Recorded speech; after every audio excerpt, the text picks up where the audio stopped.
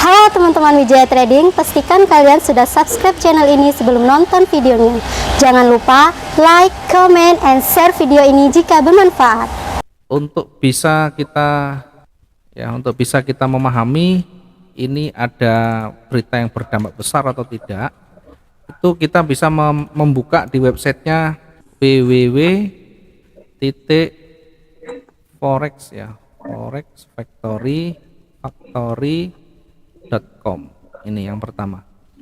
Yang kedua, kita bisa membuka di websitenya dailyfx.com, atau kita bisa membuka di www.investing.com.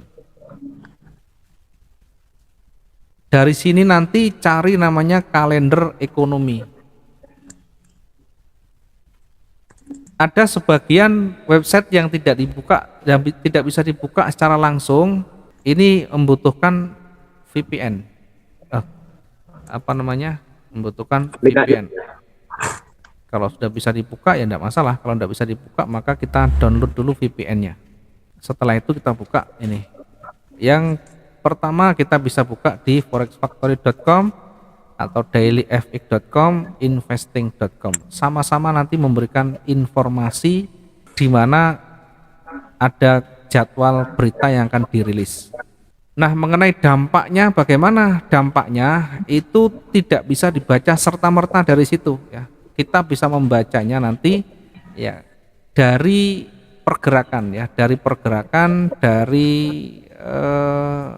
rilis yang dimunculkan atau rilis yang disampaikan. Rilisnya jam berapa nanti menyesuaikan. Ya, saya contohkan begini.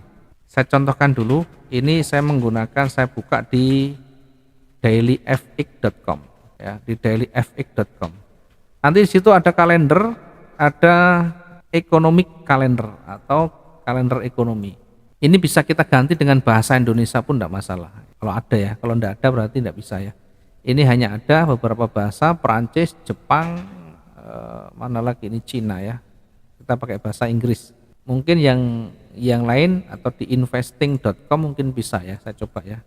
Investing. Nah, ini investing.com.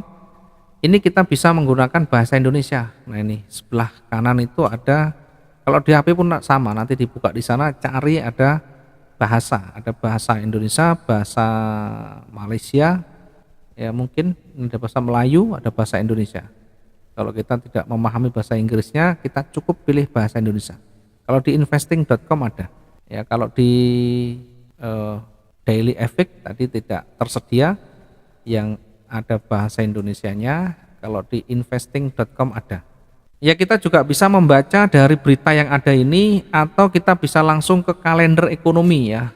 Ke kalender ekonomi yang paling mendasar, kita langsung ke kalender ekonomi ya. Kalender ekonomi berita.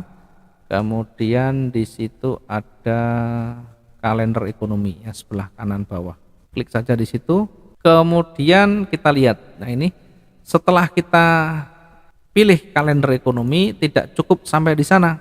Ya, karena nanti takutnya settingnya masih belum tepat, maka harus diubah dulu. Ada waktu yang saat ini harus diubah. Ya, normalnya harus pakai Bangkok Hanoi Jakarta atau GMT plus 7. Ya, ada kalanya nanti bisa tersetting otomatis, mungkin ikut Amerika, mungkin ikut Jepang, mungkin ikut Inggris dan sebagainya. Ini yang paling penting kita setting dulu waktunya. Pastikan ikut Bangkok Hanoi Jakarta, dan waktu sistemnya di HP atau di laptop itu harus sudah kita cocokkan. Harus dibuat setting jam yang otomatis juga ya, Bangkok Hanoi Jakarta. Nanti akan melakukan setting otomatis kalau kita sudah setting di sini. Kalau sudah setting otomatis waktunya, sudah ikut Bangkok Hanoi Jakarta, baru kita setting berikutnya di filter sebelah kanan ya.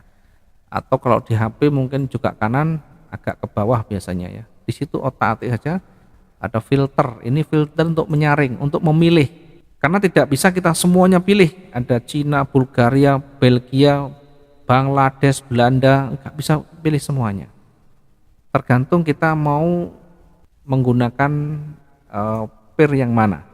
Kalau kita menggunakan Euro USD, maka nanti Europe dan Amerika. Kalau kita transaksi dengan menggunakan XAU, maka cukup pilih Amerika saja, Amerika Serikat. Karena emas itu berpengaruh dengan US dollar. Setelah itu kita geser ke bawah, kita pilih yang tingkat kepentingan ya. Kategori ini kita bisa pilih semua kategorinya. Ada ketenagakerjaan, kredit saldo, aktivitas ekonomi, bank sentral, inflasi dan sebagainya. Ini kita centang semuanya, kita pilih semua. Kemudian tingkat kepentingan, ini artinya tingkat dampak dari pengaruh berita itu seperti apa. Ada bintang 1, ada bintang 2, ada bintang 3. Bintang 1 itu artinya dampaknya tidak terlalu signifikan.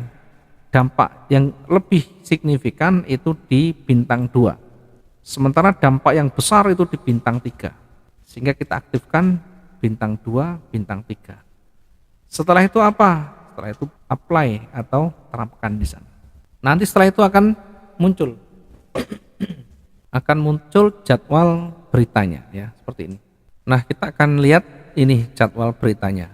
Untuk hari ini, ada besok, ada minggu ini, ada minggu depan. Untuk hari ini kita lihat ada jam 19.30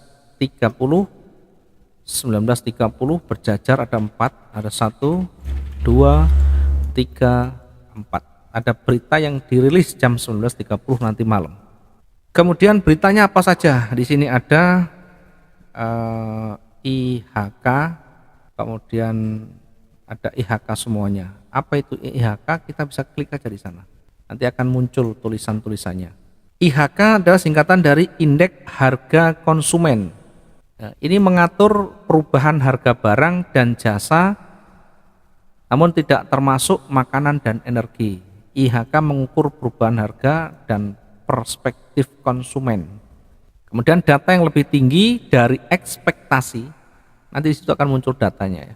Data yang lebih tinggi dari ekspektasi dapat dianggap sebagai dampak positif untuk US dollar. Jadi kalau ekspektasinya lebih bagus, maka akan berpotensi US dollar itu menguat. Sehingga kalau kita kembali ke kalender tadi, kita kembali ke kalender. Jadi kita membacanya di awal begini, karena ekspektasinya nanti di aktualnya di situ ya. Aktual nanti munculnya di jam 19.30. Ya, nanti kita bandingkan dari perkiraannya dari 0,5 nanti munculnya di berapa. Misalnya angka munculnya 0,6, berarti lebih tinggi. Tadi di sana disebutkan jika data lebih tinggi dari ekspektasi dapat dianggap sebagai dampak positif untuk US dollar, atau US dollar itu bisa menguat ya, dari 0,5 menjadi berapa nantinya. Misalkan menjadi 0,6, 0,7 berarti menguat, US dollar itu akan menguat. Kalau US dollarnya menguat, maka pasangannya akan melemah. Contohnya. Nah, sekarang kita belum tahu karena aktualnya nanti akan muncul jam 19.30. Sebagai perbandingan, kita akan lakukan perbandingan dengan yang sebelumnya, data sebelumnya. Kalau rilis ini 1 bulan sekali, berarti data sebelumnya ini adalah data bulan lalu. Sekali lagi, kalau ini dirilis tiap bulan, maka data ini, data sebelumnya ini adalah data bulan lalu. Kemudian data yang di tengah ini adalah data perkiraan. Data perkiraan ini biasanya dianalisa oleh ahli atau ada tim yang menyusun dari perkiraan-perkiraan yang ada dengan parameter-parameter yang ada, dan tentu menggunakan ilmu statistik ya. Nah, kita coba membandingkan dulu ya, karena kita belum bisa membandingkan dengan aktualnya. Aktualnya akan muncul jam 19.30. Kita coba bandingkan dulu dengan sebelumnya dan perkiraan. Dari 0,7% ini menjadi 0,5%. Artinya ada potensi terjadinya penurunan. Ada potensi terjadinya penurunan.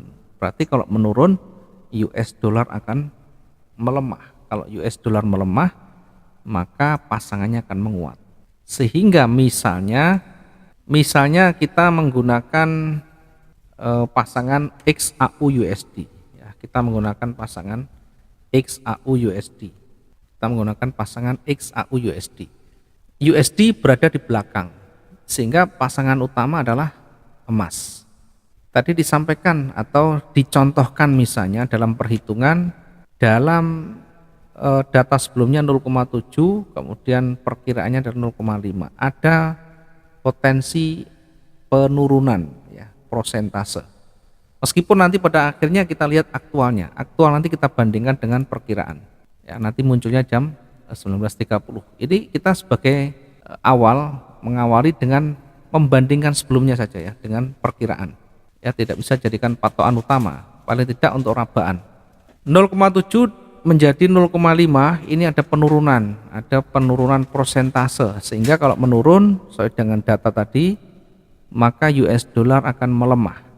Nah, sementara kalau US dollar melemah, maka pasangannya akan naik. Ya, di dalam satu pasangan mata uang itu selalu berbanding terbalik. Ya, misalnya USD dengan IDR, Indonesia Rupiah.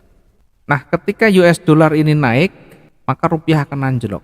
Sebaliknya, ketika US dollar itu melemah, maka itu artinya rupiah itu menguat.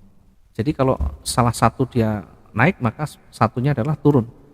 Sama dengan tadi, kalau US dollar tadi diperkirakan dia akan turun, maka juga emas akan naik. Sehingga karena itu XAU di depan, maka potensinya adalah naik. Contohnya